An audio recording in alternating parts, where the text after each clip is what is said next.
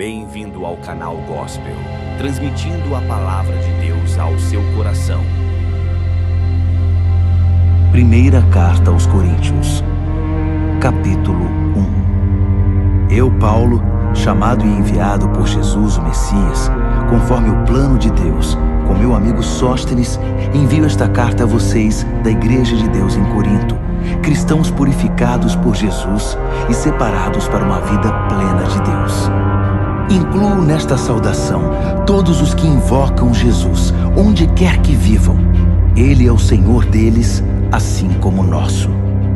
Que todos os dons e benefícios que vêm de Deus, nosso Pai, e do Senhor Jesus Cristo, sejam de vocês. Toda vez que penso em vocês, e o faço com frequência, agradeço a Deus pela vida que levam, com livre acesso a Ele concedido por Jesus. O que aconteceu com vocês é algo que excede a imaginação humana e não pode ser dito em palavras. Cristo pode ser visto claramente na vida de vocês. Basta pensar que vocês não precisam de nada, já têm tudo. Todos os dons de Deus estão entre vocês, que aguardam com expectativa o retorno do Senhor Jesus. Além disso, Deus está com vocês, disposto a mantê-los no caminho, até que todas as coisas sejam acertadas de vez por Jesus. Deus, que conduziu vocês a esta aventura espiritual, compartilha conosco a vida do seu Filho e nosso Senhor Jesus. Ele jamais irá desistir de vocês. Nunca se esqueçam disso. Tenho uma preocupação séria a compartilhar com vocês, meus amigos, pela autoridade de Jesus, nosso Senhor. Tentarei ser o mais direto possível. Vocês precisam aprender a entrar em acordo. Devem ter consideração uns pelos outros, cultivando a vida em comum. Menciono a questão porque alguns membros da família de Chloe me deram uma notícia preocupante, que estão brigando entre vocês. Vou dizer exatamente o que ouvi. Vocês estão criando partidos e declarando: eu estou do lado de Paulo, ou eu prefiro Apolo, ou Pedro é o meu líder, ou eu pertenço ao grupo do Messias. Pergunto a vocês: o Messias por acaso foi cortado em pedacinhos para que cada um de nós tenha uma parte dele? Paulo foi crucificado por vocês? Algum de vocês foi batizado em nome de Paulo? Não participei de nenhum dos batismos de vocês, com exceção dos de Crispo e Gaio. E agora, diante dessa questão, estou feliz de não ter participado. Pelo menos ninguém pode sair por aí dizendo que foi batizado em meu nome. Pensando bem, batizei outra família, a de Stefanas, mas pelo que lembro foram apenas esses. Deus não me enviou para juntar seguidores meus, mas para pregar a mensagem, anunciar o que Ele tem feito e reunir seguidores dele. Não fui enviado para pregar confiando em minha eloquência, banalizando assim o que importa, a cruz de Cristo. Ela não pode ser reduzida a mero discurso. A mensagem que aponta para Cristo na cruz parece tolice para os que caminham para a destruição, mas para quem está no caminho da salvação faz todo sentido. Está escrito: destruirei a sabedoria dominante, mostrarei que quem se acha sábio é louco. Onde acharão alguém verdadeiramente sábio, educado e inteligente na época atual? Deus já não denunciou tudo isso como mera pretensão, palavras sem sentido? O mundo, com sua sabedoria fantasiosa, nem mesmo chegou perto do conhecimento de Deus. Por isso, em sua sabedoria, Deus decidiu usar o que o mundo considera tolice, pregação acima de tudo, para levar os que confiam nele ao caminho da salvação. Enquanto os judeus buscam milagres e os gregos correm atrás de sabedoria filosófica, nós prosseguimos anunciando Cristo o crucificado.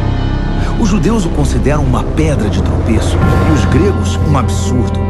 Mas para nós, judeus e gregos, pessoalmente chamados por Deus, Cristo é um milagre e a sabedoria absolutos, reunidos numa única pessoa. A sabedoria humana é quase nada comparada com o aparente absurdo de Deus. Toda força humana, nem sonhando, pode competir com a, entre aspas, fraqueza de Deus. Lembrem-se de quem vocês eram quando foram chamados para esta vida. Não vejo entre vocês muitos representantes da elite intelectual, nem cidadãos influentes, nem muitas famílias da alta sociedade. Não é óbvio que Deus deliberadamente escolheu homens e mulheres que a sociedade despreza, explora e abusa? Não é óbvio que Ele escolheu gente do tipo Zé Ninguém para desmascarar as pretensões vãs dos que se julgam importantes? Fique claro que nenhum de vocês pode contar vantagens diante de Deus. Tudo que temos, cabeça no lugar, vida correta, pecados perdoados e novo início, vem de Deus por meio de Jesus Cristo. Daí o ditado: se alguém se orgulha, que se orgulhe por causa de Deus. 1 aos Coríntios, capítulo 2. Amigos, vocês devem estar lembrados da primeira vez em que os visitei para deixá-los a par da grande jogada de Deus. Na ocasião, não tentei impressionar ninguém com discursos sofisticados ou com argumentos filosóficos. Decidi apresentar primeiro Jesus e quem Ele é, de maneira pura e simples. Depois, falei de Jesus e do que Ele fez, o Jesus crucificado. Não estava certo sobre como apresentar o tema. Sentia-me despreparado. Se querem saber a verdade, eu estava morrendo de medo. Assim, nada do que eu disse deve ter impressionado vocês. Mas mesmo assim, a mensagem cumpriu seu propósito. O Espírito e o poder de Deus fizeram isso, o que deixa claro que a vida de fé que possuem é uma resposta ao poder de Deus, não o resultado de técnicas de manipulação mental ou emocional. A verdade é que temos sabedoria para compartilhar desde que vocês estejam espiritualmente firmes. Não se trata de sabedoria popular, propagada por supostos especialistas, que estarão obsoletas em um ano. A sabedoria de Deus é algo misterioso, que encerra a profundidade de seus propósitos. Nada tem de vaga e superficial.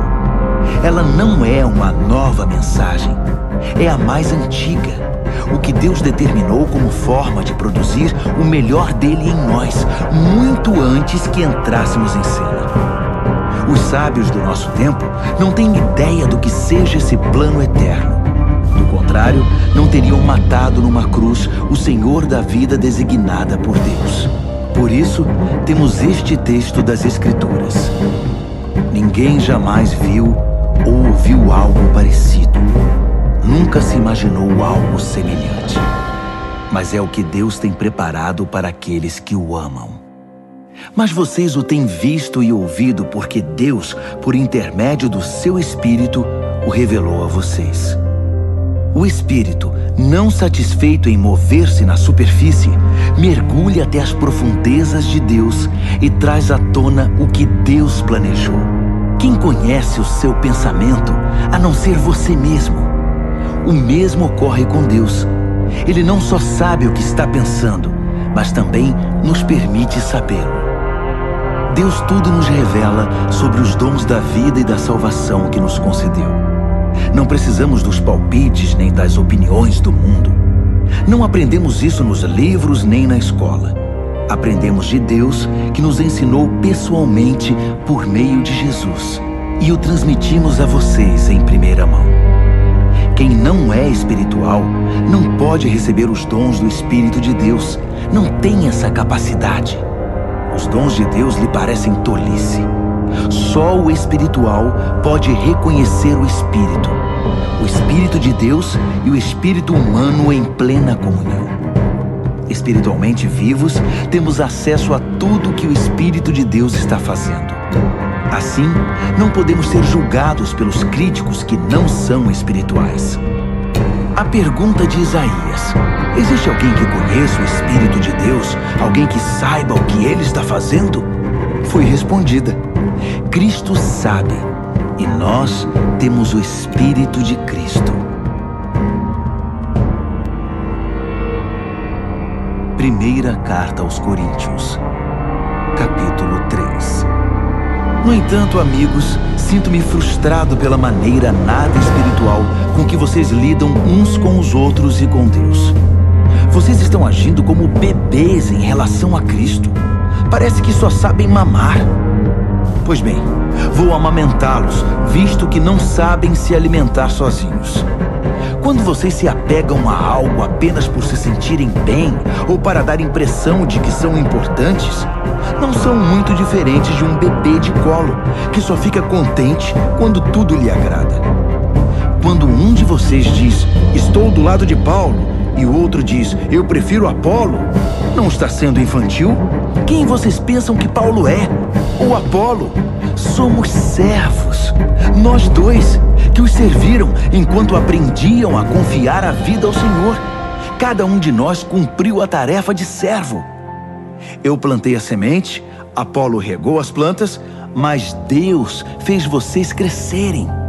Não é quem planta, nem quem rega que está no centro do processo, é Deus. Ele faz as coisas acontecerem. Plantar e regar são trabalhos menores. O que torna essas atividades dignas é o Deus a quem servimos. Vocês são a lavoura de Deus e nós trabalhamos nela. Usando outro exemplo, vocês são a casa de Deus. Usando o dom que Deus me deu de arquiteto, desenhei a planta. Apolo ergueu as paredes. Que cada carpinteiro que venha trabalhar tenha o cuidado de construir sobre o fundamento. Lembrem-se de que há apenas um fundamento já estabelecido: Jesus Cristo. Sejam exigentes ao escolher o material que irão utilizar na obra. Em algum momento haverá uma inspeção. Se tiverem usado material barato, de segunda linha, vocês serão descobertos. A inspeção será rigorosa. Tudo precisa estar de acordo. Se o trabalho de vocês passar na inspeção, ótimo. Se não, a parte de vocês na construção será derrubada. Mas vocês não serão destruídos. Vão sobreviver, mas com dificuldade. Vocês percebem que são o templo de Deus e que o próprio Deus está presente em vocês? Quem destruir o templo de Deus não ficará impune. Estejam certos disso. O templo de Deus é sagrado e vocês são esse templo. Não se enganem. Não achem que são sábios apenas porque acompanham o noticiário. Sejam os desinformados de Deus. Esse é o caminho da verdadeira sabedoria. Gente que o mundo considera esperta, Deus chama de tola. Está registrado nas Escrituras. Ele expõe as segundas intenções dos que andam de nariz empinado. O Senhor vê através da cortina de fumaça dos que se acham. Não quero ouvir nenhum de vocês contando vantagem acerca de vocês mesmos, nem de ninguém. Tudo já é de vocês. Foi um presente. Paulo, Apolo, Pedro, o mundo, a vida, a morte, o presente, o futuro, tudo é de vocês, que são privilegiados por estar unidos a Cristo, que está unido com Deus. Primeira Carta aos Coríntios, capítulo 4. Não pensem que nós, líderes, somos o que não somos. Somos servos de Cristo, não senhores dele. Não somos guardiões. Nossa responsabilidade é conduzi-los aos mais sublimes segredos de Deus. Os requisitos exigidos de nós são confiabilidade e conhecimento preciso. Pouco importa o que vocês pensem ou digam a meu respeito. Eu não me avalio. Nesse caso, os rótulos são irrelevantes. Desconheço algo que me desqualifique na minha tarefa para com vocês. Mas isso não quer dizer muita coisa. O Senhor é quem faz este julgamento. Assim, não corram na frente do Senhor, tirando conclusões com base em julgamentos pessoais antes de analisar tudo. Quando Ele vier, trará a público segredos que ninguém imagina, motivações interiores, propósitos e orações. Só então ouviremos o muito bem de Deus. Tudo que faço agora é mostrar que todos esses assuntos dizem respeito a Apolo e a mim, para que vocês aprendam a se controlar e não se precipitem em julgar sem ter conhecimento de todos os fatos. É importante analisar todas as coisas do ponto de vista de Deus. Não me agrada vê-los bajulando uns e difamando outros com base em boatos. Pois quem é que realmente conhece vocês, que sabe o que tem no coração? E se conhecesse, descobriria algo de que possam se vangloriar? Não são dons de Deus tudo que vocês têm e são? Por que então tantos rótulos e disputas? Vocês já têm tudo de que precisam. Têm mais acesso a Deus do que podem imaginar. Deixando de lado Apolo e a mim, vocês estão no topo do mundo, pelo menos no mundo de Deus. E nós estamos lá com vocês. O que vejo é que nós, que temos a mensagem, fomos colocados por Deus num palco, mas ninguém quer comprar o ingresso. Somos como um acidente na rua para o qual o mundo olha quando passa. Somos os desajustados do Messias. Vocês podem estar seguros, mas nós vivemos em meio a fragilidades e incertezas. Vocês podem ser bem considerados pelos outros, mas nós somos maltratados muitas vezes. Na maior parte do tempo, não temos o suficiente para comer. Usamos roupas remendadas, portas nos são fechadas na cara e aceitamos os piores empregos para ganhar a vida, sempre com muito esforço. Quando nos ofendem, dizemos, Deus o abençoe. Quando espalham fofocas sobre nós, reagimos com uma palavra boa. Somos tratados como lixo, como restos de comida. E a situação não vai melhorar. Não estou escrevendo para brigar, nem para criar algum desconforto. Escrevo como um pai, meus filhos. Amo vocês e quero que sejam adultos, não crianças mimadas. Há muita gente que não vê a hora de apontar o dedo para o que vocês têm feito de errado. Mas não há muitos pais dispostos a investir tempo e esforço para ajudá-los a crescer. Foi quando Jesus me levou a proclamar a vocês a mensagem de Deus que me tornei o pai de vocês. Não estou pedindo que façam o que eu mesmo já não esteja fazendo. Foi por isso que primeiro enviei Timóteo. Ele também é meu filho querido e fiel ao Senhor. Ele irá refrescar a memória de vocês quanto às instruções que passo regularmente às igrejas no caminho de Cristo. Sei que alguns de vocês são tão cheios de vocês mesmos que nunca ouvem ninguém, muito menos a mim. Mas estarei aí, se Deus quiser, mais cedo do que vocês pensam. E então verei se tudo o que falam não passa de papo furado. Pois o caminho de Deus não é mera conversa, é vida cheia de poder. Então, como devo me preparar para esse encontro? Como quem disciplina com severidade, que os obriga a cumprir seu dever? Ou como bom amigo e conselheiro?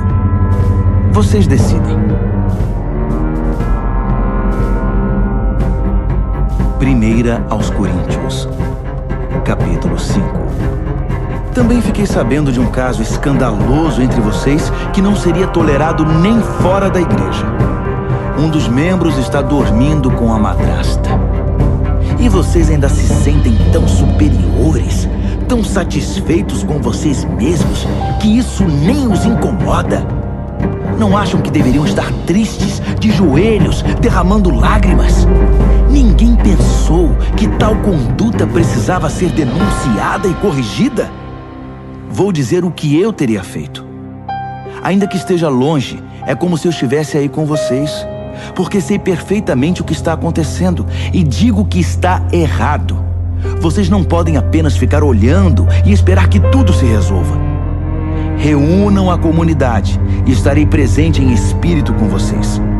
Tratem da questão e resolvam o problema na autoridade de Jesus, nosso Senhor, que estará presente entre vocês.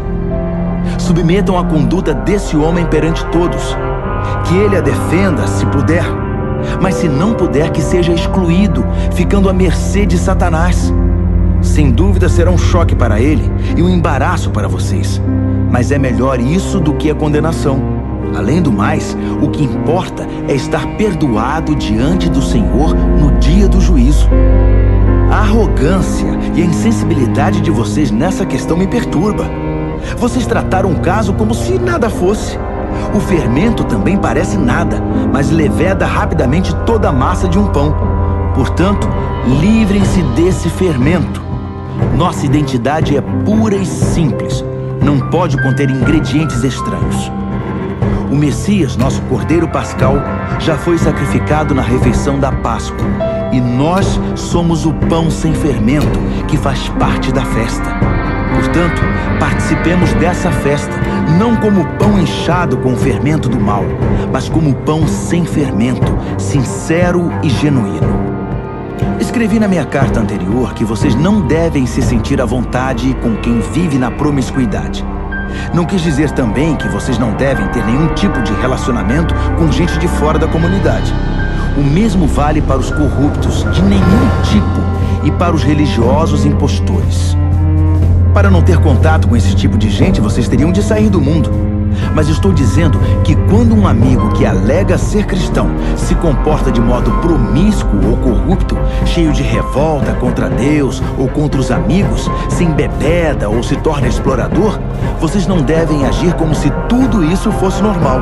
Não podem simplesmente conviver com isso como se fosse um comportamento aceitável. Não sou responsável por aquilo que os de fora fazem. Mas será que não temos nenhuma responsabilidade pelos que são da comunidade cristã?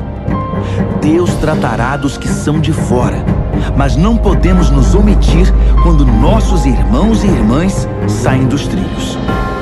Se necessário, temos de limpar a casa. 1 aos Coríntios, capítulo 6.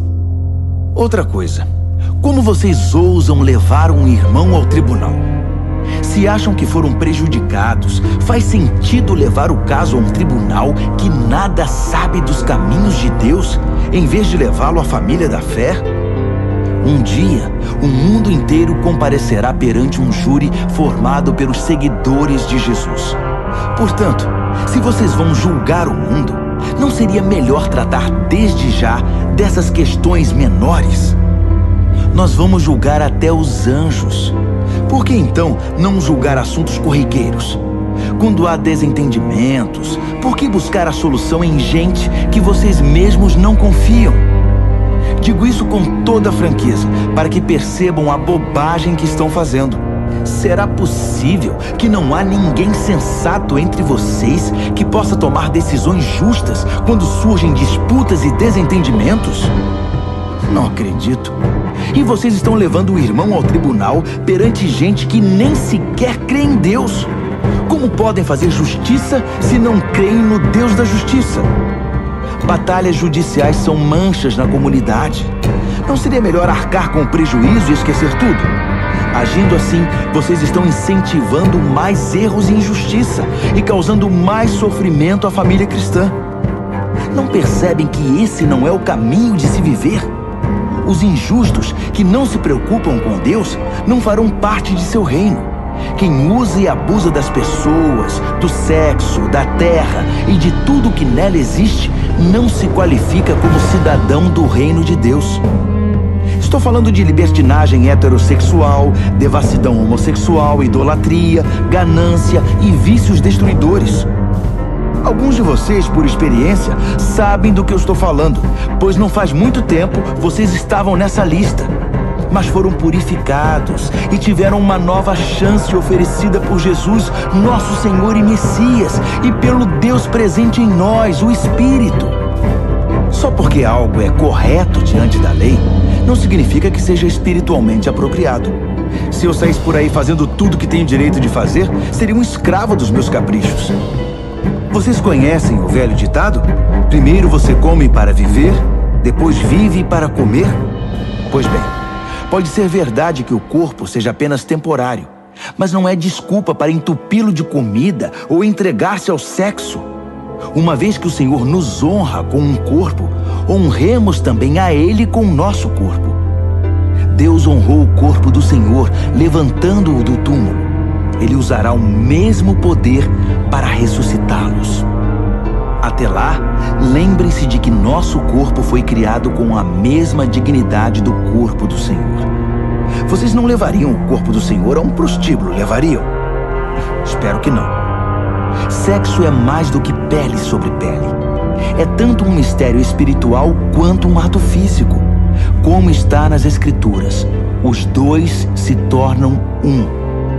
Já que queremos nos tornar espiritualmente um com o Senhor, não devemos buscar o tipo de sexo que foge do compromisso e da intimidade, ficando mais solitários ainda. O tipo de sexo que nunca se torna um. Há um aspecto no qual os pecados sexuais são diferentes de todos os outros.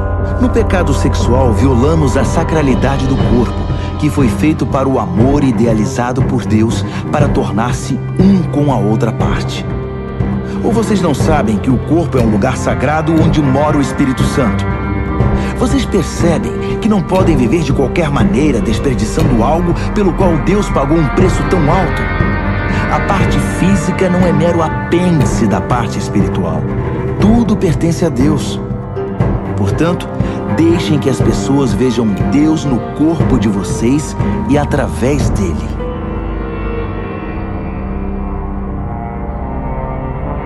Primeira carta aos Coríntios, capítulo 7. Passemos agora às perguntas que vocês fazem na carta que me enviaram. Primeira, é bom ter relações sexuais? Sem dúvida, mas de maneira certa. É bom estar casado, tanto para o homem quanto para a mulher. Os impulsos sexuais são fortes, mas o casamento é forte o bastante para contê-los, permitindo uma vida sexual equilibrada e plena num mundo de desordem sexual. O leito matrimonial deve ser marcado por mutualidade. O marido procurando satisfazer a esposa procurando satisfazer o marido. O casamento não é um espaço para brigar por direitos. O casamento é uma decisão de servir a outra parte na cama ou fora dela. A abstinência sexual é possível por um período de tempo, se ambos concordarem e se for para algum propósito de jejum e oração, mas apenas em ocasiões assim. Depois, voltem um para o outro. Satanás conhece maneiras engenhosas de nos tentar quando menos esperamos. Entendam que não estou ordenando tais períodos de abstinência. Apenas dou o melhor conselho se vocês quiserem proceder assim. Às vezes, penso que seria melhor que todos fossem solteiros como eu. Uma vida mais simples em muitos sentidos. Mas o celibato não é para todos. Assim como o casamento também não. Deus dá a alguns o dom de ser solteiro e a outros o dom de ser casado. Entretanto, digo aos solteiros e viúvos que não estar casado talvez seja o melhor para eles, como tem sido para mim. Mas se não conseguirem conter seus desejos e emoções, devem se casar. As dificuldades do casamento são de longe preferíveis à vida do solteiro sexualmente tentado. Se você está casado, continue casado. Ordem do Senhor, não mime. Se a esposa abandonar o marido, ela deve permanecer solteira ou então voltar atrás e se acertar com ele. E o marido não tem o direito de se livrar da esposa. Para os casamentos mistos, cristão casado com não cristão, não temos mandamento explícito da parte do Senhor. Mas vocês devem fazer o seguinte: se você é um homem casado com uma mulher que não é cristã, mas que mesmo assim deseja viver com você, continue com ela. Se você é uma mulher casada com um homem que não é cristão, mas que deseja viver com você, continue com ele. O marido descrente participa em certa medida da santidade da esposa, e a esposa descrente de igual maneira participa da santidade do marido. De outro modo, os filhos seriam deixados de fora, mas eles também estão incluídos nos propósitos espirituais de Deus. No entanto, se o cônjuge descrente vai embora, deixe que vá. Não seja desesperadamente dependente. Deus nos chamou para viver bem da maneira mais pacífica possível. Você, esposa, não tem como saber se o seu modo de agir pode trazer seu marido de volta, não apenas para você, mas para Deus. Marido, você não tem como saber se o seu modo de agir pode trazer sua esposa de volta, não apenas para você, mas para Deus. Não alimente o desejo de estar em outro lugar ou com outra pessoa. Você está agora no lugar que Deus preparou para você. Viva, obedeça, ame e creia nesta situação. É Deus, não sua situação conjugal, que define sua vida. Não pensem que estou sendo mais duro com vocês do que com outras igrejas. Dou o mesmo conselho a todas elas. Você era judeu quando Deus o chamou? Não desfaça a sua condição. Você era não judeu no tempo do seu chamado? Não tente se tornar judeu. Ser judeu não é o mais importante. O que importa é obedecer ao chamado de Deus e seguir seus mandamentos. Continue como você estava quando Deus o chamou. Você era escravo? Escravidão não é obstáculo para crer. Não quero dizer que você esteja impedido de sair. Se você tiver uma chance de obter a liberdade, vá em frente. Estou apenas tentando dizer que com seu novo Senhor você vai experimentar uma liberdade maravilhosa, inimaginável. Mas se você era livre quando Cristo chamou, irá experimentar como é maravilhoso tornar-se escravo de Deus, o que é igualmente inimaginável. Todos vocês, escravos e livres, um dia foram reféns de uma sociedade pecaminosa. Mas um valor imenso foi pago pelo resgate de vocês. Agora que estão livres dos velhos vícios, não voltem a ser ou fazer o que o mundo pede a vocês. Amigos, permaneçam na condição em que foram chamados por Deus. Ele está com vocês. Permaneçam firmes com Ele do lado. O Senhor não deu orientações explícitas para as virgens, mas como sou muito experiente na misericórdia do Senhor e sempre fiel, confiem no meu conselho. Por causa das pressões atuais que sofremos de todo lado, talvez fosse melhor permanecerem assim. Você está casado? Permaneça casado. Não está casado? Não se case. Mas se vier a se casar, não comete pecado. O que estou dizendo é que quando você se casa, assume um peso a mais, numa época já estressante demais. Eu queria poupá-los disso. Quero ressaltar, amigos, que o tempo é essencial. Não há tempo a perder. Portanto, não compliquem a vida desnecessariamente. Vivam de maneira simples. No casamento, na tristeza, na alegria, no que for. Mesmo em assuntos corriqueiros, como na rotina diária das compras. Sejam econômicos na escolha das muitas coisas que o mundo tenta empurrar para vocês. O mundo, como vocês o conhecem, está se desvanecendo. Quero que vivam o máximo que puderem, livres de complicações. Quem não é casado está livre para se dedicar unicamente ao Senhor. O casamento envolve a pessoa nos emaranhados da vida doméstica e na necessidade de agradar o cônjuge. Essas demandas exigem quase toda a atenção. O tempo e a energia que os casados gastam no cuidado mútuo podem ser utilizados para Deus por quem não é casado. Estou tentando facilitar as coisas, não torná-las mais difíceis. Tudo o que desejo é que vocês sejam capazes de desenvolver um modo de vida no qual possam se dedicar ao Senhor sem distrações. Se um homem tem uma amiga a quem é leal, mas não tem intenção de se casar, decidido a servir a Deus como solteiro e depois muda de ideia e decide casar-se com ela, ele deve ir em frente e se casar, não é pecado. O casamento não está um degrau abaixo do celibato, como alguns dizem. Mas se o homem está bem em sua decisão pela vida de solteiro dedicada a Deus, e for essa sua convicção, não algo que lhe foi imposto, ele deve permanecer assim. O casamento é espiritual e moralmente correto, e não é de modo algum inferior ao celibato. Embora, como já disse, por causa dos tempos em que vivemos, tenho razões pastorais para encorajar o celibato. A esposa deve permanecer com o marido enquanto ele viver. Se ele morrer, ela está livre para se casar com quem quiser. É claro que deve casar-se com um cristão e ter a bênção do Senhor. Mas por enquanto, vocês sabem que penso que ela fará melhor se não se casar outra vez. O Senhor, na minha opinião, está de pleno acordo com esse conselho.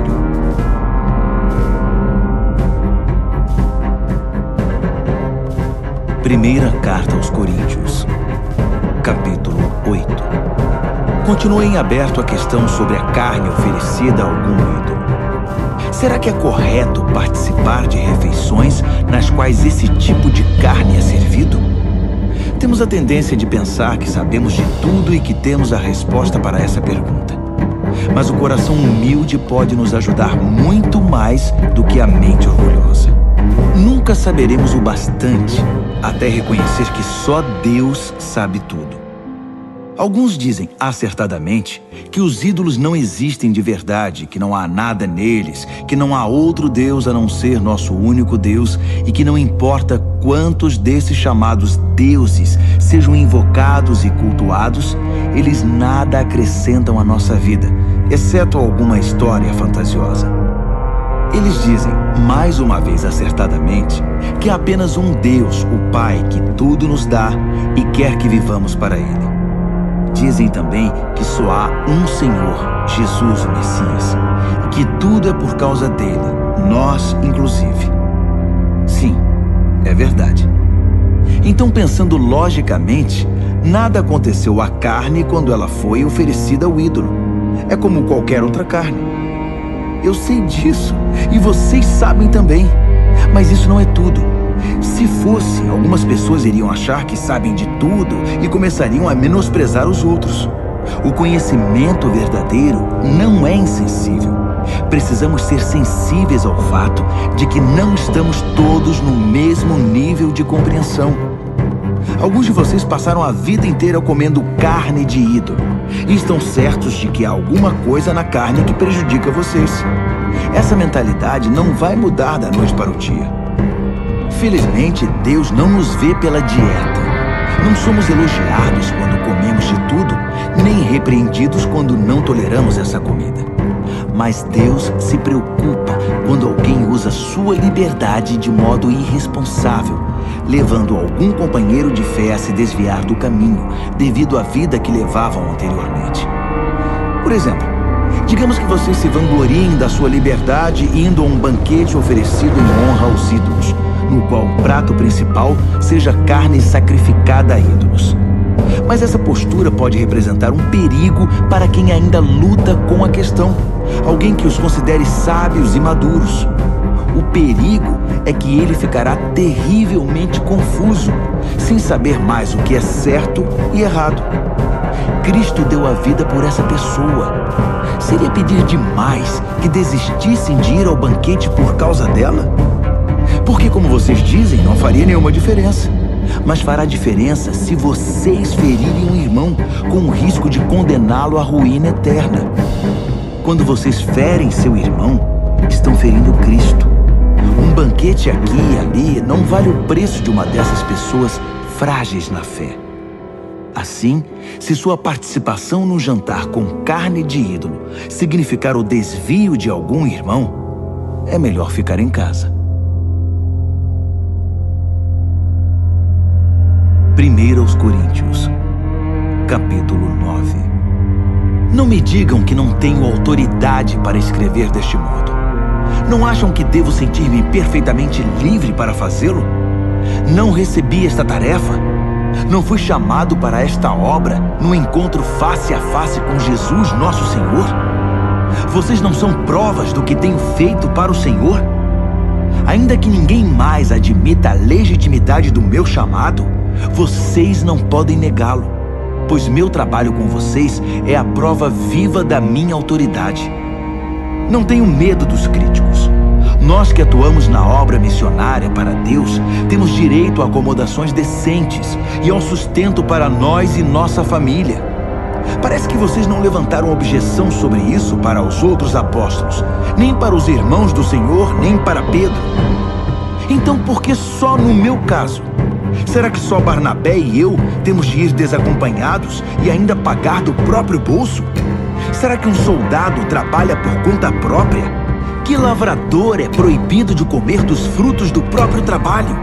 Que fazendeiro não bebe o leite de seu rebanho? Não estou exagerando apenas por estar irritado. Tudo isso está escrito na lei de Moisés. Não amordace o boi, impedindo-o de comer os grãos enquanto debulha. Vocês acham que Moisés estava preocupado com o gado? Não acham que a preocupação era conosco? Claro que sim. Lavradores trabalham ansiosos pelo tempo da colheita. Assim, se plantamos sementes espirituais entre vocês, é errado esperar que nos sirvam 1 ou 2 refeições? Outros até exigem isso de vocês. Será que nós, que nunca exigimos nada, não merecemos mais? Mas não vamos começar a reivindicar agora o que sempre tivemos o direito de fazer. Nossa decisão é desistir de qualquer coisa que nos desvie da mensagem de Cristo. Minha preocupação agora é que vocês não usem nossas decisões para tirar vantagem ou privar alguém dos seus direitos. Vocês sabem que quem trabalha no templo sempre teve a garantia de poder viver dos rendimentos da casa de Deus. Também os que oferecem sacrifícios no altar podem se alimentar do que é sacrificado. Seguindo o mesmo raciocínio, o Senhor determinou que quem proclama a mensagem deve ser sustentado por aqueles que creem nela. Mesmo assim, quero deixar claro que nunca peguei nada para mim e que não estou escrevendo agora para exigir alguma coisa. Prefiro morrer a permitir que duvidem de mim ou questionem meus motivos. Se proclamo a mensagem, não é para ganhar alguma coisa. Sou impelido a fazer isso e ai de mim se não o fizer. Se eu considerasse este trabalho apenas um meio de ganhar a vida, eu esperaria algum pagamento. Mas como não penso assim, pois creio que ele me foi confiado de modo muito especial, por que esperaria ser pago? Então, acham que eu estou ganhando algo com isso? Na verdade estou. O prazer de proclamar a mensagem sem que vocês tenham de pagar por isso. Vocês não precisam nem bancar minhas despesas. Ainda que eu esteja livre das exigências e expectativas de todos, tornei-me um servo voluntário de todos para alcançar todo tipo de gente. Religiosos, não religiosos, moralistas, libertinos, fracassados, desmoralizados, não importa. Não adoto o estilo de vida deles. Mantenho meu comportamento baseado em Cristo, mas entrei no mundo deles e compartilhei da realidade deles. Tornei-me servo em minha tentativa de levar alguns dos que eu encontrei pelo caminho para uma vida salva por Deus. Fiz tudo por causa da mensagem. E não queria apenas falar dela, eu queria estar nela. Todos vocês já foram ao estádio e viram as corridas. Vários atletas correm, mas apenas um vence. Correr para vencer. É para isso que os bons atletas treinam duro. Eles fazem isso por uma medalha de ouro, que perde o brilho e o valor. Mas vocês estão atrás da medalha que nunca envelhecerá. Não sei sobre vocês, mas eu estou correndo a toda velocidade rumo à linha de chegada.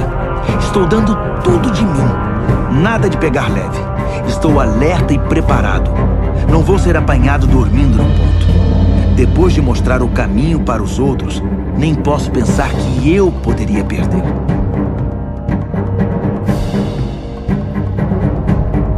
Primeira aos Coríntios, capítulo 10. Amigos, lembrem-se da nossa história e aprendam. Nossos antepassados foram todos guiados por uma nuvem e conduzidos milagrosamente através do mar. Eles passaram através das águas, num batismo como o nosso, enquanto Moisés os levava da morte e da escravidão para a vida de salvação. Todos comeram e beberam a mesma comida e bebida, providenciadas diariamente por Deus. Eles beberam da rocha, uma fonte de Deus, que os acompanhava por onde fossem. E a rocha era Cristo. Mas experimentar as maravilhas e graças de Deus não pareceu significar muito, porque muitos deles foram vencidos pela tentação no terrível deserto, e Deus não ficou satisfeito. O mesmo pode acontecer conosco. Precisamos estar atentos para nunca sermos apanhados trilhando um caminho próprio, como eles fizeram. Não podemos fazer a religião virar um circo, como eles fizeram. Primeiro festejaram, depois dançaram. Não podemos cair na promiscuidade. Eles pagaram caro por isso. Lembrem-se, nada menos de 23 mil mortes num só dia. Não cometam o erro de pensar que Cristo deve nos servir. Nós é que o servimos. Eles fizeram isso e Deus enviou-lhes cobras venenosas. Devemos tomar cuidado para não incentivar a reclamação. Foi ela que os destruiu. Esses incidentes são sinais de alerta da nossa história, escritos para que não venhamos a repetir os erros deles. Historicamente, vivemos situações semelhantes. Eles no início e nós no fim. E podemos confundir tudo, assim como eles. Não sejam tão ingênuos e autoconfiantes. Vocês não são diferentes. Podem fracassar tão facilmente como qualquer um. Nada de confiar em vocês mesmos. Isso é inútil. Mantenham a confiança em Deus. Nenhuma tentação, nenhum teste que surge no caminho de vocês é maior que o enfrentado por outros. Tudo o que vocês precisam lembrar é que Deus não deixará que fracassem. Ele nunca permitirá que sejam pressionados além do limite, mas estará sempre com vocês para ajudá-los a vencer a tentação. Portanto, prezados amigos, quando virem alguém reduzindo Deus a algo que possam usar ou controlar como um ídolo, afastem-se dessa pessoa o mais rápido que puderem. Reconheço que estou me dirigindo a cristãos maduros. Tirem suas conclusões. Quando bebemos o cálice da bênção, não estamos participando do sangue da própria vida de Cristo? E não ocorre o mesmo com o pão que partimos e comemos? Não estamos participando do corpo da própria vida de Cristo? Por haver um pão, é que apesar de muitos, nos tornamos um. Cristo não está dividido em nós. Em vez disso, nós nos tornamos um nele. Não reduzimos Cristo ao que somos. Ele nos eleva ao que Ele é. É o que aconteceu no antigo Israel. Os que comeram os sacrifícios oferecidos no altar de Deus participaram da ação de Deus no altar. Percebem a diferença? Sacrifícios oferecidos a ídolos são oferecidos a nada, pois o ídolo não é nada, ou pior do que nada, um demônio. Não quero que vocês se tornem parte de algo que os diminua. E vocês não podem estar em dois caminhos, participando do banquete do Senhor num dia e festejando com demônios no outro. O Senhor não suporta isso. Ele nos quer por inteiro. É tudo ou nada. Acham que podem aborrecê-lo sem prejuízo? Analisando a situação por certo ângulo, vocês poderiam dizer: tudo está certo. Por causa da imensa generosidade e da graça de Deus, não precisamos dissecar nossos atos para saber se serão aprovados. Mas a questão não é apenas confirmar se está certo.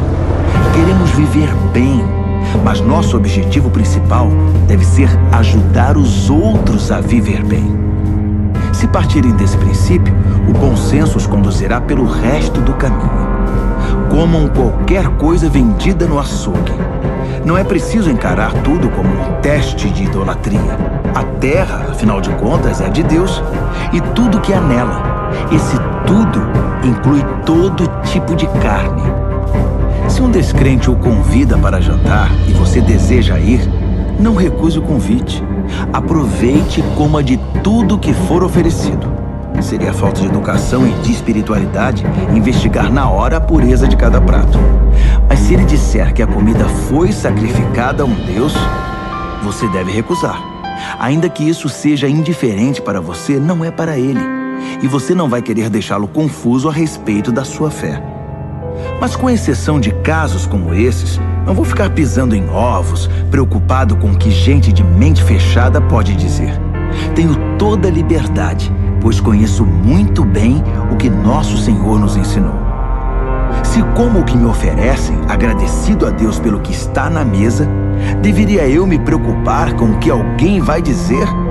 Dei graças a Deus pela comida, Ele a abençoou e ponto final.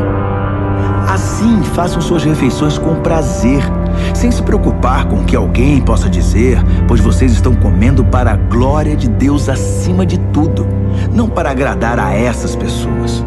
Façam tudo desse modo, de todo o coração e com liberdade, para a glória de Deus. Ao mesmo tempo, não se esqueçam de agir com misericórdia. Evitem pisar no calo dos que não têm liberdade como vocês.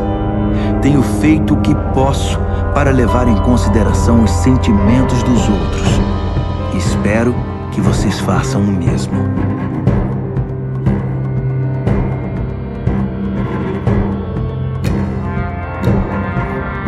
Primeira carta aos Coríntios, capítulo 11.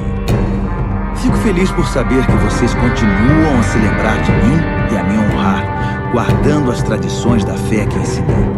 Toda autoridade verdadeira vem de Cristo.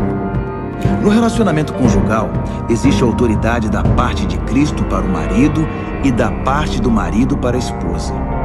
A autoridade de Cristo é a autoridade de Deus. Qualquer homem que fala com Deus ou sobre Deus sem respeito pela autoridade de Cristo está desonrando o Senhor. E a esposa que fala com Deus sem respeito para com a autoridade do marido está desonrando seu marido. Pior ainda, está desonrando a si mesma. Uma cena lamentável. É como se estivesse com a cabeça rapada. Essa é a origem do costume de a mulher cobrir a cabeça no culto, enquanto o homem tira o chapéu. Com esses atos simbólicos, homens e mulheres que muitas vezes batem de frente um com o outro, submetem sua cabeça ao cabeça, Deus. A propósito, não valorizem demais as diferenças entre homem e mulher. Nem o homem nem a mulher podem caminhar sozinhos ou reivindicar prioridade. O homem foi criado primeiro, como belo reflexo resplandecente de Deus. É verdade. Mas a mulher brilha com mais beleza, tendo por cabeça o seu marido. É verdade que a primeira mulher veio do homem, mas daí em diante todo homem vem de uma mulher. E uma vez que na prática todas as coisas vêm de Deus, vamos deixar de lado essa discussão sobre quem vem primeiro. Vocês não concordam que fica bem uma mulher com seu belo cabelo orar a Deus em adoração? Isso nos lembra a atitude dos anjos. Também não fica bem um homem orar a Deus com a cabeça coberta em reverência, mostrando submissão?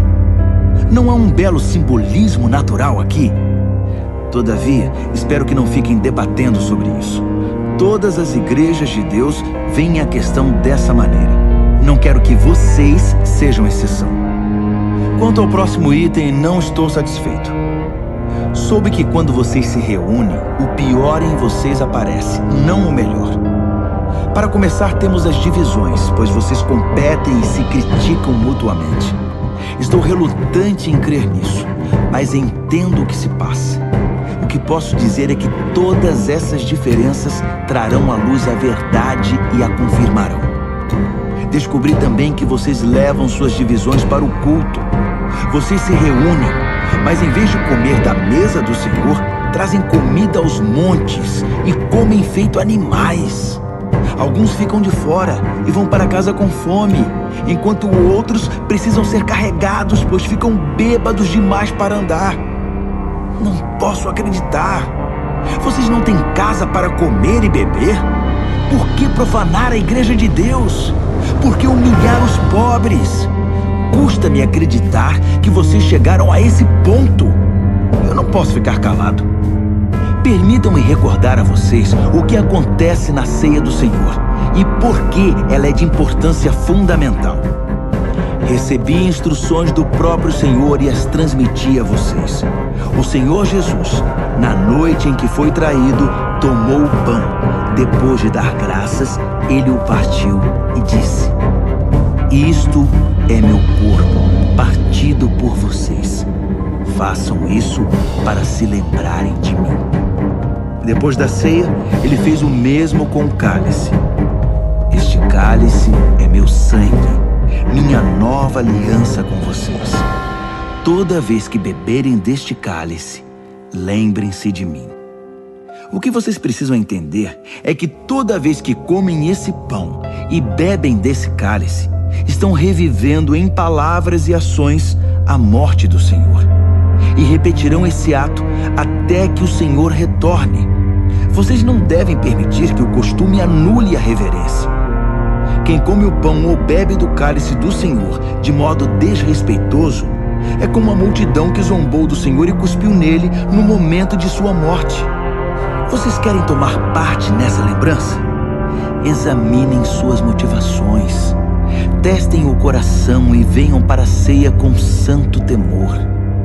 Se vocês não pensam no corpo partido do Senhor quando comem e bebem, correm o risco de enfrentar sérias consequências.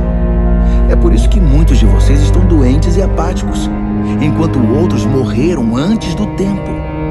Se nos corrigirmos agora, não precisaremos ser corrigidos mais tarde. Melhor ser repreendido pelo Senhor agora que enfrentar o castigo depois. Portanto, meus amigos, quando vocês se reúnem na mesa do Senhor, sejam reverentes e educados. Se vocês estiverem com fome a ponto de não poderem esperar para ser servidos, é melhor ir comer em casa. Mas de modo algum transformem a ceia do Senhor em comilança e bebedeira ou em briga de família. Trata-se de uma refeição espiritual, uma festa de amor. Quanto às outras perguntas que vocês me fizeram, responderei pessoalmente na minha próxima visita.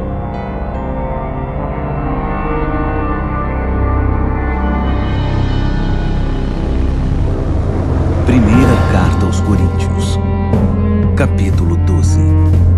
Quero agora falar sobre as várias maneiras pelas quais o Espírito de Deus se manifesta em nossa vida. O tema é complexo e quase sempre mal compreendido, mas vocês precisam ser informados.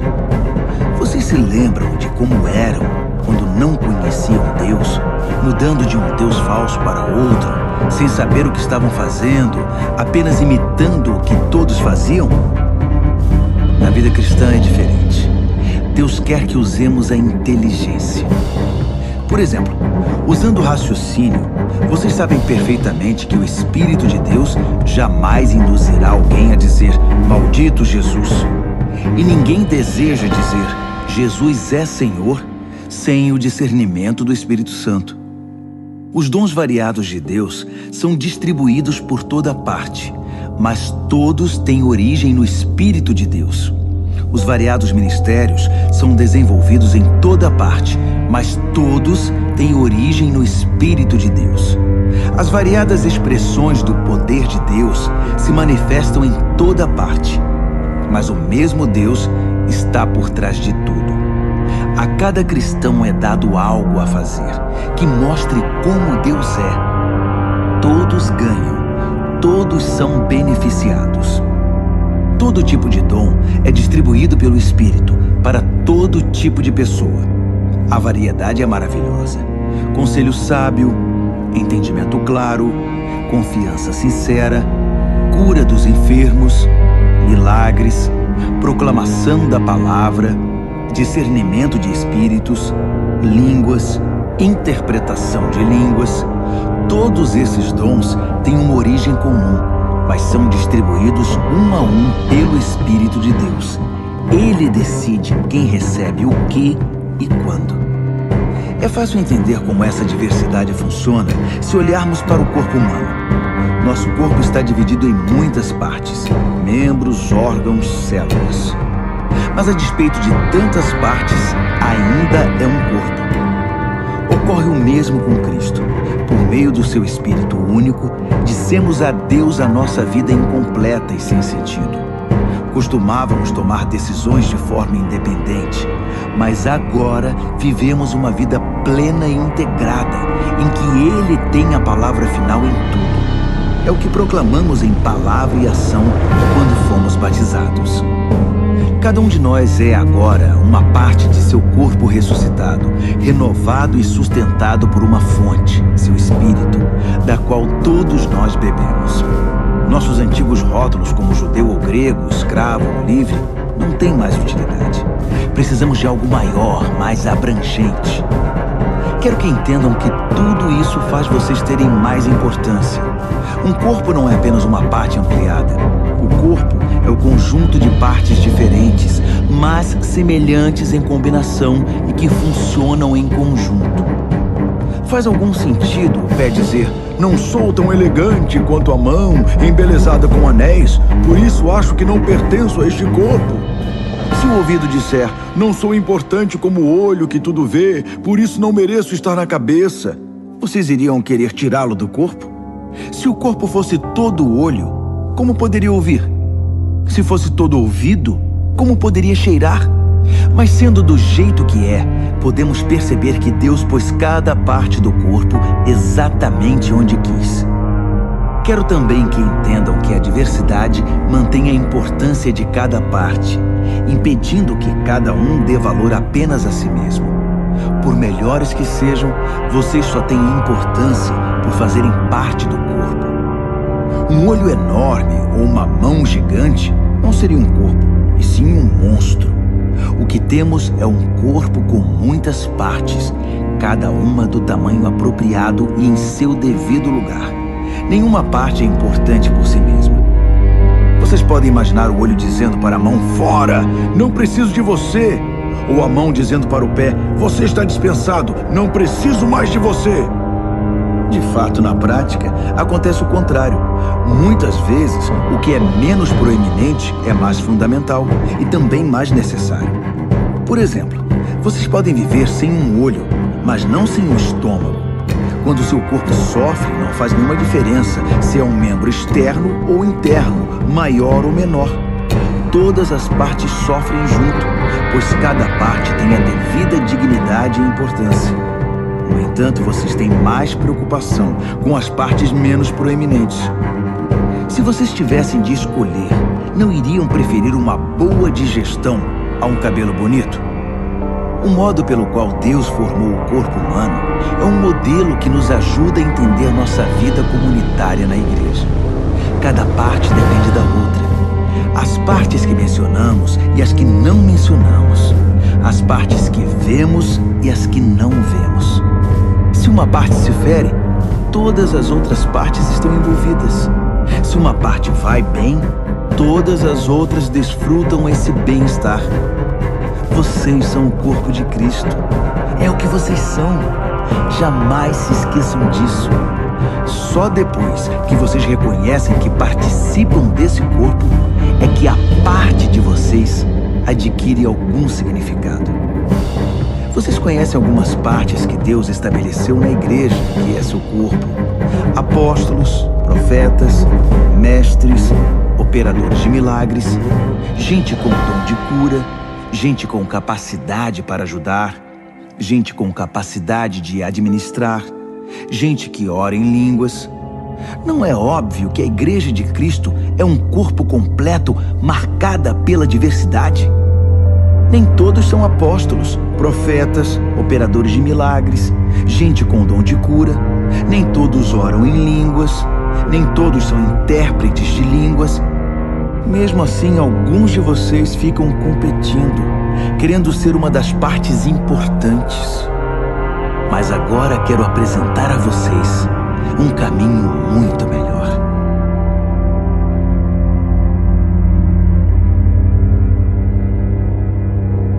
Primeira aos Coríntios, capítulo 13. Se eu falar com eloquência humana e com êxtase própria dos anjos, e não tiver amor, não passarei do rangido de uma porta enferrujada. Se eu pregar a palavra de Deus com poder, revelando todos os mistérios e deixando tudo claro como o dia, ou se eu tiver fé para dizer a uma montanha pule e ela pular, e não tiver amor, não serei nada. Se eu der tudo o que tenho aos pobres e ainda for para a fogueira como mártir, mas não tiver amor, não cheguei a lugar algum. Assim, não importa o que eu diga, no que eu creia ou o que eu faça, sem amor estou falido. O amor nunca desiste. O amor se preocupa mais com os outros que consigo mesmo. O amor não quer o que não tem. O amor não é snob, não tem a mente soberba, não se impõe sobre os outros, não age na base do eu primeiro, não perde as estribeiras, não contabiliza os pecados dos outros, não festeja quando os outros rastejam, tem prazer no desabrochar da verdade, tolera qualquer coisa, confia sempre em Deus, sempre procura o melhor, nunca olha para trás, mas prossegue até o fim. O amor nunca morre. A palavra inspirada um dia será esquecida. A oração em línguas vai passar. O entendimento alcançará seu limite. Nós conhecemos apenas parte da verdade, e o que dizemos a respeito de Deus é sempre incompleto. Mas quando o que é completo chegar, tudo que é incompleto em nós deixará de existir. Quando eu era bebê no colo da minha mãe, eu balbuciava como qualquer bebê. Depois que cresci, deixei para sempre essas coisas de bebê. Hoje, não vemos as coisas com clareza. Estamos como que num nevoeiro, enxergando com dificuldade por entre a neblina. Mas isso não vai durar muito. O tempo vai melhorar e o sol vai aparecer.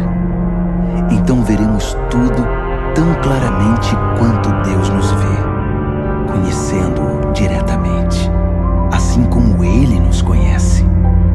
Mas por enquanto, até chegar à perfeição, temos 3 coisas que nos guiam até a consumação de tudo: confiança firme em Deus, esperança inabalável e amor extravagante.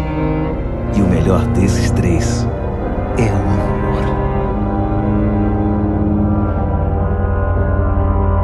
1 Coríntios, capítulo 14. Procurem viver uma vida de amor como se a vida dependesse disso, porque de fato depende. Entreguem-se aos dons que Deus dá. Acima de tudo, proclamem sua verdade. Se vocês o louvam quando falam línguas, Deus os entende e ninguém mais, pois vocês estão compartilhando aspectos pessoais, e isso é entre vocês e Ele. Mas quando proclamam sua verdade na linguagem comum, vocês permitem que outros conheçam a verdade e com isso possam crescer, fortalecer-se e experimentar a presença de Deus com vocês. Aquele que ora usando uma língua de oração em particular obtém muito proveito disso. Mas proclamar a verdade de Deus à igreja na língua comum produz crescimento e fortalecimento para a comunidade. Meu desejo é que todos vocês desenvolvam intimidade com Deus em oração. Mas não parem aí. Prossigam e proclamem sua verdade com clareza aos outros. É mais importante permitir o acesso ao conhecimento e ao amor de Deus por meio de uma língua que todos entendem que cultivar a presença de Deus em oração num idioma misterioso. A não ser, é claro, que alguém possa interpretar o que vocês estão dizendo para o benefício de todos. Amigos, pensem bem. Se diante de vocês eu orar de um modo que só Deus entende, que proveito vocês terão? Se eu não falar claramente com alguma instrução, verdade, proclamação ou ensino, não terei nenhuma utilidade para vocês. Se os instrumentos musicais, flautas ou harpas, não são tocados de modo que cada nota seja distinta e esteja no tom, como se poderá identificar a melodia e apreciar a música? Se o toque da trompeta não é nítido, como será possível apresentar-se para a batalha? Então, se vocês falam de um modo que ninguém entende, por que abrem a boca? Há muitas línguas no mundo e todas têm significado para alguém. Mas se eu não entendo a língua, de nada me servirá. Não é diferente com vocês. Já que estão tão ansiosos por tomar parte no que Deus está fazendo, por que não se concentram em fazer o que é proveitoso para toda a igreja? Portanto, quando orarem em língua de oração, não guardem para vocês mesmos a experiência. Orem para poder compartilhá-la com outros. Se oro em línguas, meu espírito ora, mas minha mente fica inativa e não há proveito nenhum. Assim, qual a solução? A resposta é simples. Façam as duas coisas. Devo ser espiritualmente livre quando oro, mas ao orar, devo também refletir e ser cuidadoso. Devo cantar com o espírito e também com a mente. Se você abençoa usando uma língua de oração que ninguém mais entende, como poderia um recém-chegado que não tem ideia do que está acontecendo saber a hora de dizer amém? Sua bênção pode ter alguma beleza, mas você deixou de fora quem não entende. Sou grato a Deus pelo dom que nos concedeu de orar e louvar em línguas. Esse dom nos permite desfrutar uma intimidade maravilhosa com Ele. Eu participo disso tanto quanto vocês, ou até mais. Só que quando estou com a igreja reunida para o culto, prefiro dizer 5 palavras que todos entendem a dizer 10.000 que não façam nenhum sentido para os ouvintes. Para ser franco, eu estou impaciente com a infantilidade de vocês. Quanto tempo vai demorar para que cresçam e usem a cabeça como adultos? Tudo bem quando há uma falta de familiaridade infantil com o mal. Nesse caso, tudo de que precisamos é um simples não. No entanto, para dizer sim a alguma coisa, se exige algo mais. Só uma inteligência madura e bem exercitada poderá salvá-los de cair na ingenuidade. Dizem as Escrituras: em idiomas estranhos e pela boca de estrangeiros vou pregar a este povo, mas eles não vão ouvir nem acreditar. Assim, aonde esse falar em línguas que ninguém entende levará vocês? Isso não ajuda os cristãos e deixa os descrentes ainda mais confusos. Mas também é certo que essas línguas falam diretamente ao coração dos cristãos, sem alcançar os descrentes. Se a igreja estiver reunida e alguns descrentes estiverem ali quando vocês começarem a orar em línguas, dizendo coisas sem sentido para eles, pensarão que vocês perderam o juízo e sairão dali o mais rápido que puderem.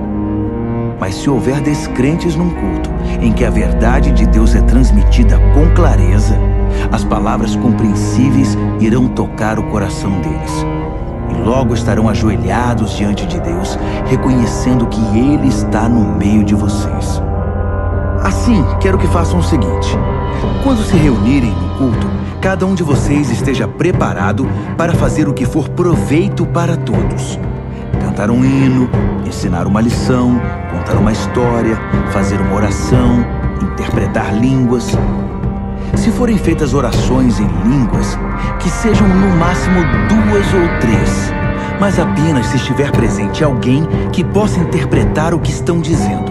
Se não houver, que isso fique entre vocês e Deus. E que não haja mais de 2 ou 3 pessoas falando por culto, e os demais ouçam e guardem tudo no coração. Cada um por sua vez faça sua parte, sem que ninguém assuma o controle. Assim, cada pessoa que falar tem a chance de dizer algo especial da parte de Deus, e vocês irão aprender uns com os outros. Se escolherem falar, são também responsáveis pelo modo e pelo momento de falar. Quando adoramos da maneira certa, não há confusão. Deus nos conduz à harmonia. Isso vale para todas as igrejas. As mulheres não devem interromper o culto falando quando deveriam estar ouvindo, nem fazer perguntas que poderiam ser feitas aos maridos em casa. Quanto a isso, o livro da lei de Deus orienta nossos procedimentos. As mulheres não têm licença para usar o momento de culto em conversas desnecessárias. Vocês, homens e mulheres, acham que são os grandes ungidos do Senhor que definem o certo e o errado? Pensam que tudo gira em torno de vocês? Se alguém acha que tem alguma palavra da parte de Deus, ou se sente inspirado a fazer alguma coisa, preste muita atenção ao que escrevi, pois essas são orientações do Senhor. Se vocês não as seguirem, não serão usados por Deus. 3 conselhos resumem tudo que falei. Quando transmitirem a verdade de Deus, falem de todo o coração. Se alguém estiver orando em línguas que vocês não entendem, não lhe digam como deve orar. façam tudo de maneira cortês e organizada em todas as situações. 1 aos Coríntios, capítulo 15. Amigos, permitam-me repassar a mensagem com vocês mais uma vez. A mensagem que proclamei foi recebida por vocês. Nela vocês permanecem firmes e por ela foram salvos. Entendo que a fé que possuem é verdadeira, não um interesse passageiro, e que nela estão firmes de verdade. A primeira coisa que fiz foi apresentar a vocês de coração a mensagem que recebi. O Messias morreu pelos nossos pecados, exatamente como dizem as Escrituras. Foi sepultado e se levantou da morte no terceiro dia. Mais uma vez, exatamente como dizem as Escrituras. Falei a vocês que ele apareceu vivo a Pedro, depois aos seus seguidores mais próximos e mais tarde a mais de 500 seguidores ao mesmo tempo. Muitos deles estão por aí, ainda que alguns já tenham morrido. Depois, ele passou um tempo com Tiago e com o restante dos que chamou para falar em seu nome. E finalmente, apareceu vivo a mim. Faz todo sentido que eu viesse por último, pois nem mereço ser incluído no grupo original, como vocês bem sabem, já que passei anos perseguindo a Igreja de Deus. Mas a mim foi concedida a graça bondosa de Deus. E a ela devo tudo que sou. Não posso permitir que sua graça seja desperdiçada. Não trabalhei mais que qualquer um dos outros, embora os resultados não tenham dependido de mim, mas sim de Deus que me deu sua graça. Então não faz diferença se vocês ouviram a mensagem de mim ou de outro. Nós falamos a verdade de Deus e vocês a receberam e creram. Agora quero fazer uma pergunta difícil, mas importante. Se vocês se tornaram cristãos crendo que Cristo está vivo, ressuscitado dos mortos, como podem alguns de vocês afirmar que não há ressurreição? Se não há ressurreição, Cristo não está vivo. Se Cristo não ressuscitou, tudo o que ensinamos a vocês está errado e vocês investiram a vida em uma ilusão. Além disso, se não há ressurreição, somos culpados de mentir a vocês sobre Deus, e tudo o que apresentamos como testemunho de que Deus ressuscitou Cristo não passa de engano. Se os mortos não podem ressuscitar, então Cristo não ressuscitou, porque ele morreu de fato. E se Cristo não ressuscitou, vocês continuam na escuridão, mais perdidos do que nunca. Para quem morreu, é ainda pior, porque morreram esperando a ressurreição em Cristo. Se tudo que temos de Cristo serve apenas para alguns poucos anos de vida, coitados de nós. Mas a verdade é que Cristo ressuscitou, sendo o primeiro de muitos que voltarão à vida. Há aqui um paralelo importante a ser ressaltado.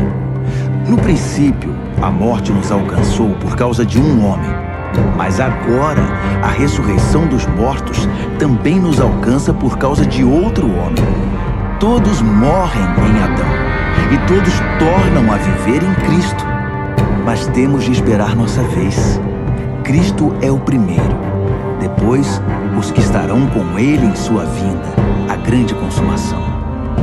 Nessa ocasião, depois de ter conquistado plena vitória, ele entregará o reino ao Pai. Ele não desistirá até vencer o último inimigo. E o último inimigo é a morte. Como disse o salmista, ele os venceu a todos e os pisoteou. É claro que isso não inclui o próprio Deus, porque quando tudo finalmente estiver sob o domínio de Deus, o Filho virá, ocupando o seu devido lugar.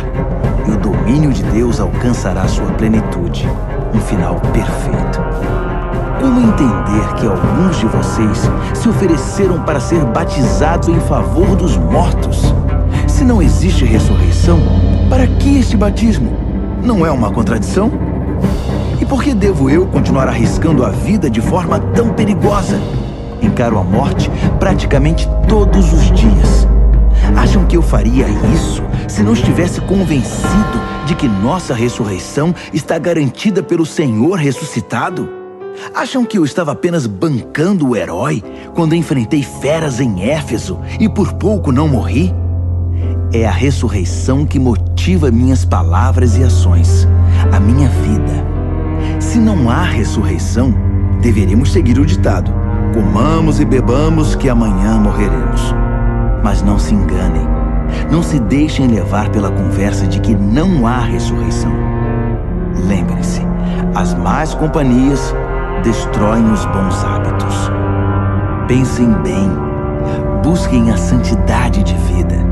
Não desprezem a realidade da ressurreição, pois a ignorância a respeito de Deus traz grande prejuízo. A verdade é que uma discussão prolongada como essa é inútil. Um cético pode perguntar: como pode haver ressurreição? Mostre-me. Quero ver com os olhos. Com que esse corpo da ressurreição se parece? Na verdade, essa pergunta é absurda. Isso não se vê com os olhos. Entende-se por uma ilustração. Quando plantamos uma semente, ela morre e logo nasce uma planta. A semente e a planta são bem diferentes. A semente de uma laranja não se parece com uma laranjeira. O que plantamos é diferente do que colhemos. Assim também, o corpo que é sepultado como se fosse uma semente e o corpo da ressurreição são muito diferentes. Observem que a variedade de corpos é impressionante. Assim como há diferentes tipos de sementes, há diferentes tipos de corpos. Corpo humano, corpo dos mamíferos, das aves e dos peixes. Vendo toda essa diversidade, temos uma ideia da glória da ressurreição, pois além dos corpos da terra, há também outros corpos no espaço: o Sol, a Lua e as estrelas, vistos em sua diversidade, beleza e esplendor. O que contemplamos agora são apenas as sementes antes da ressurreição. Imaginem como serão belas e gloriosas as plantas da ressurreição. A ilustração da semente, que depois de plantada morre e ressurge como planta viva, é, na melhor das hipóteses, uma simples comparação, mas talvez lance alguma luz sobre o mistério do corpo da ressurreição. É preciso, porém, ter em mente que seremos ressuscitados para valer, que estaremos vivos para sempre. O corpo que morre não manifesta beleza, mas quando ressuscitar, será glorioso. Sepultado em fraqueza, ressurgirá poderoso. A semente plantada é natural. Essa semente faz nascer o que é sobrenatural. É a mesma semente, o mesmo corpo. Mas que diferença entre o que morre fisicamente e o que ressurge em imortalidade espiritual. Para prosseguir, devemos voltar a atenção para as Escrituras. O primeiro Adão recebeu a vida. Cristo, o último Adão, é espírito doador de vida. A vida física vem primeiro, depois a espiritual. O início se dá na terra, o desfecho se dá no céu. O primeiro homem veio da terra e daí em diante os seres humanos são chamados terrenos. O segundo homem veio do céu e por isso seremos celestiais. Assim como somos o reflexo do que está em nossa origem terrena, seremos o reflexo do nosso desfecho celestial. Amigos, eu preciso enfatizar que a vida natural terrena não nos leva ao reino de Deus. Sua própria natureza é morrer. Portanto, ela não poderia terminar naturalmente na vida do reino que dura para sempre. Mas quero compartilhar algo maravilhoso. Um mistério que talvez eu nunca entenda totalmente. Nem todos os cristãos vão morrer, mas todos serão transformados. O toque da última trombeta soará num piscar de olhos e o fim chegará. Ao sinal da trombeta celeste, os mortos se levantarão para nunca mais morrer, pois a morte perderá seu poder. Do mesmo modo, todos nós seremos transformados. Na ressurreição será assim: o que é perecível será substituído pelo que é imperecível, o mortal substituído pelo imortal. Então fará sentido o ditado: finalmente foi a morte derrotada pela vida. Ó morte, não está agora vencida? Ó morte, quem temerá a que era temida? Foi o pecado que tornou a morte tão terrível. E foi o código legal da culpa que conferiu ao pecado sua influência destruidora. Mas agora, graças a Deus, que por um só ato vitorioso da vida, derrotados estão o pecado, a culpa e a morte. E tudo graças ao nosso Senhor Jesus Cristo. Diante de tudo isso, prezados amigos, permaneçam firmes. Força! Nada de desânimo. Dediquem-se inteiramente ao trabalho do Senhor, pois nada do que fazem para Ele jamais será perda de tempo.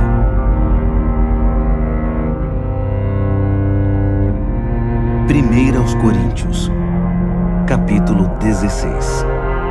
No caso da oferta que está sendo arrecadada para ajudar os cristãos pobres, dou a vocês as mesmas instruções que dei às igrejas da Galácia. Todo domingo, cada um traga a sua oferta. Sejam generosos. Guardem o que for recolhido para que, quando eu chegar, tudo esteja pronto. Eu não precise fazer nenhum apelo. Depois da minha chegada, escreverei cartas de recomendação aos responsáveis pela entrega da oferta em Jerusalém.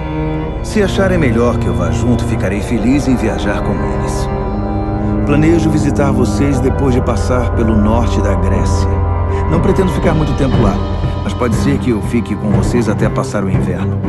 Talvez possam me ajudar quando eu partir para a próxima missão. Não quero visitá-los apenas de passagem. Meu desejo é demorar um bom tempo, se o Senhor quiser. Por enquanto, permaneço aqui em Éfeso. Uma grande porta de trabalho se abriu aqui, apesar da oposição. Se Timóteo aparecer, cuidem bem dele. Façam que ele se sinta em casa. Como eu, ele é incansável no trabalho do Senhor. Não permitam que ninguém o menospreze. Depois de algum tempo, enviem-no de volta a mim com a bênção de vocês. Digam-lhe que eu o estou esperando, bem como a quem o estiver acompanhando. Quanto ao nosso amigo Apolo, estou ajeitando tudo para que ele possa visitá-lo. Ele não acha que este é o melhor momento, mas haverá melhor ocasião. Fiquem de olhos abertos, sejam firmes na fé, compartilhem o que receberam, sejam corajosos e sempre ajam com amor. Gostaria de pedir um favor. Deem atenção especial à família de Estéfanas. Como sabem, eles foram os primeiros convertidos na Grécia e sempre se dedicaram a servir os cristãos. Quero que honrem e cuidem de gente assim, companheiros e trabalhadores que tanto nos ajudam e inspiram. Quero que saibam como estou feliz por ter Estéfanas, Fortunato e Acaico comigo. Eles me suprem a falta que vocês fazem e renovaram minhas forças, mantendo-me em contato com vocês. Valorizem gente como eles. As igrejas aqui na província da Ásia enviam saudações. Áquila, Priscila e a igreja que se reúne na casa deles enviam saudações. Todos os amigos aqui enviam saudações. Transmitam as saudações com abraços santos. E eu, Paulo, de próprio punho, envio meus cumprimentos. Se alguém não ama o Senhor, perderá a bênção. Aguardem a vinda do Senhor. Por sua graça, o Senhor Jesus está sempre de braços abertos para vocês. E eu amo todos vocês no Messias, em Jesus. Amém.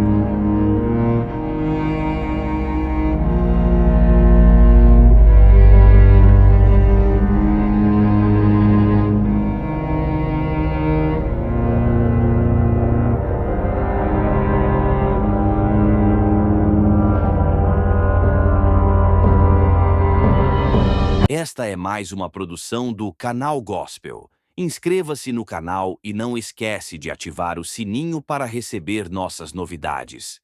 Compartilhe esta ideia com seus amigos e familiares. Deus é fiel.